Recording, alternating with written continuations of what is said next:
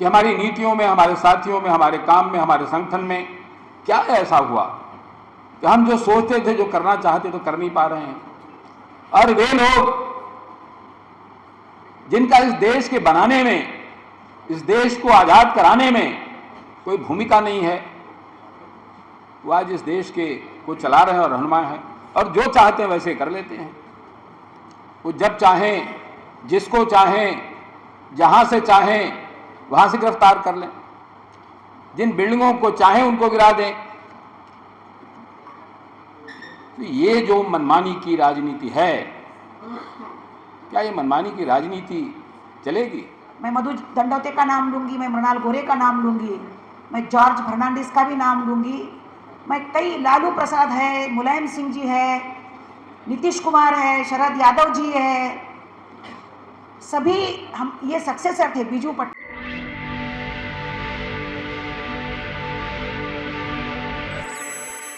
कामनाएं और शहीद भगत सिंह, सुखदेव, राजगुरु, इनके शहादत दिवस पर इनके स्मृति को विनम्र अभिवादन करते हुए मंच पर उपस्थित अध्यक्ष BR पाटिल जी और सभी साथियों, समाजवादी आंदोलन का बिखराव जो आज अपने को दिखता है हम लोगों को, वो चिंता की बात तो है ही, क्योंकि समाजवादियों के हाथ में एक कंट्रोल था। सदन में घंटों घंटे बहस करने का जो काम होता था, वो समाजवादी लोग बड़े पैमाने पे करते थे। JP के बाद, डॉक्टर लोहिया के बाद, मधु लिमये के बाद, आचार्य नरेंद्र देव जी के बाद जो धरोहर जिसके हाथ में देने का काम हुआ, वो लोगों ने, मेरा उनके ऊपर बहुत बड़ा आरोप है कि ये समाजवादी आंदोलन ठीक से नहीं चलाया। पार्टी लेवल पर वो आंदोलन ख़त्म कर दिया गया। राजनीति में, सदन में वो बैठे, लेकिन कोई काम समाजवादी जो आंदोलन था उसका उन्होंने नहीं किया। सत्ता में भागीदारी की उन्होंने। मैं मधु दंडौते का नाम लूँगी, मैं मृणाल गोरे का नाम लूँगी, मैं जॉर्ज फर्नांडिस का भी नाम लूँगी, मैं कई, लालू प्रसाद है, मुलायम सिंह जी है, नीतीश कुमार है, शरद यादव जी है, सभी हम ये सक्सेसर थे। बीजू पटनायक जी ये सक्सेसर थे असल में। उनको फ़ायदा भी मिला, सत्ता अपने अपने स्टेट में उन्होंने अपने हाथों में रखने का काम भी किया।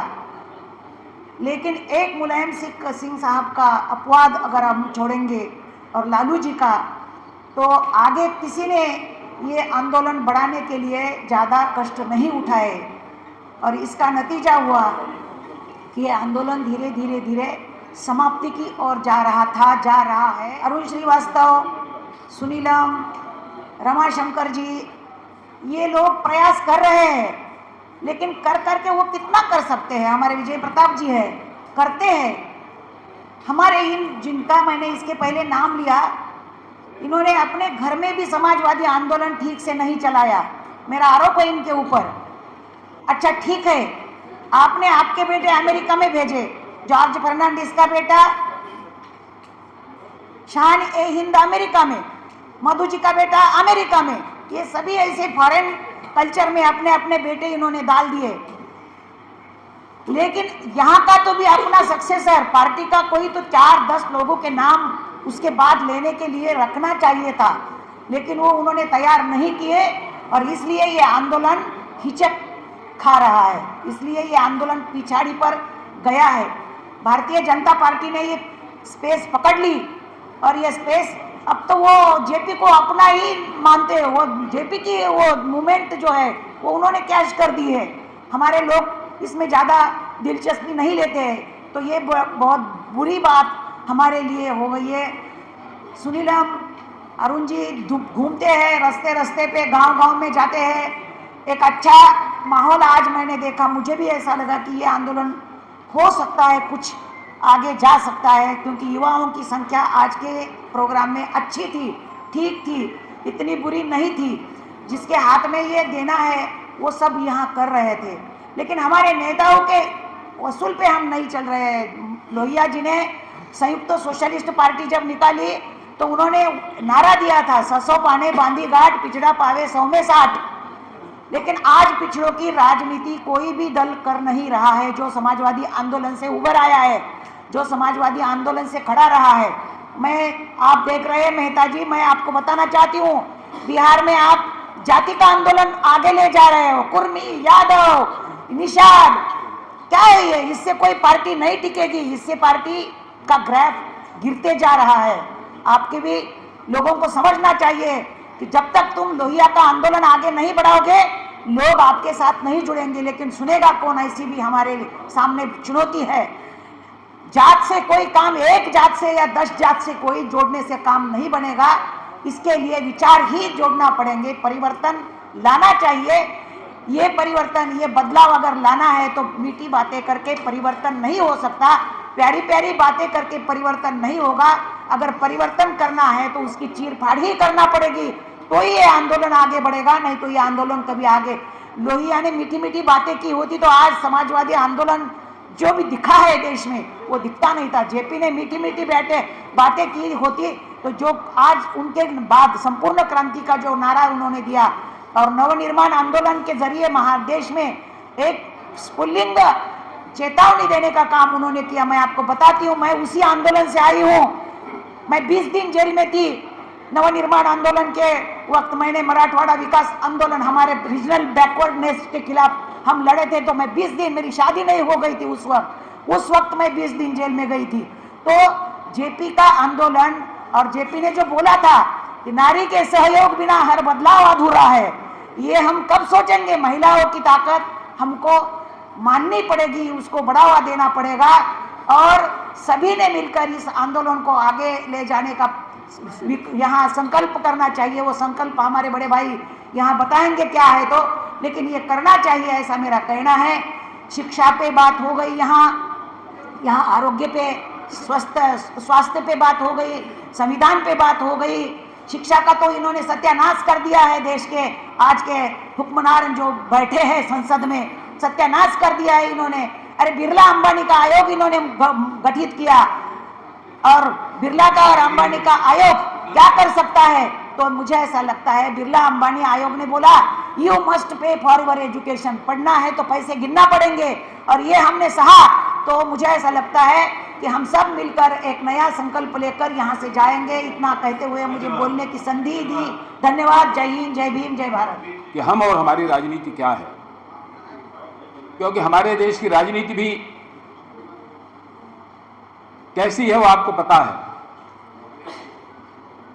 लोकतांत्रिक मूल्यों से लेकर के और डरने और बिकने तक की पूरी कहानी आपके सामने है। इसलिए मेरे जैसे लोग बहुत विचलित हैं कि क्या करें। 50-52 साल की जिंदगी, जब मैं 1974 में आया था,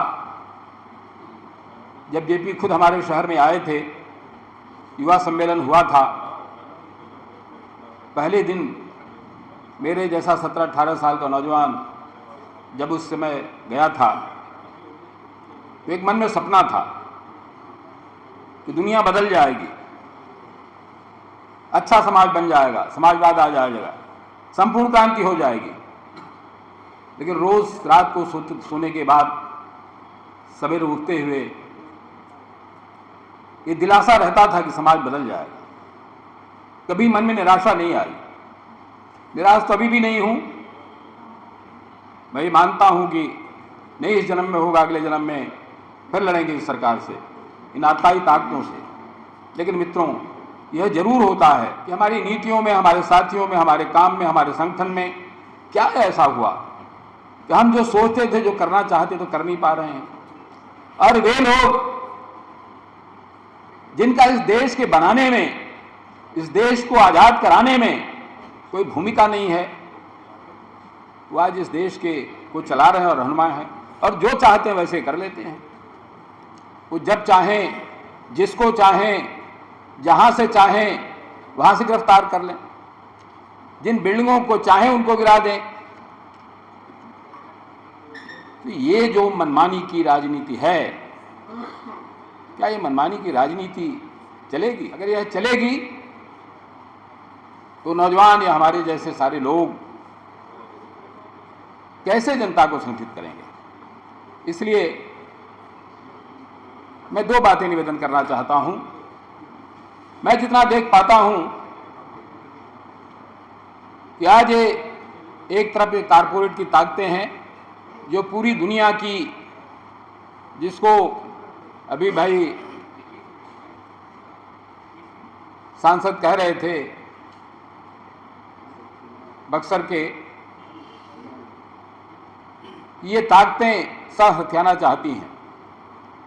बहुत पहले आज़ादी बचाओ आंदोलन के दौर में 1990 में जब दंकल प्रस्ताव आया ही था, तभी से ये चीज़ें साफ होने लगी थी। शायद उससे पहले भी जब चिली मेलंदे की हत्या हुई थी तब भी ये बात साफ हो गई थी कि कारपोरेट ताकतें कैसे काम करती हैं।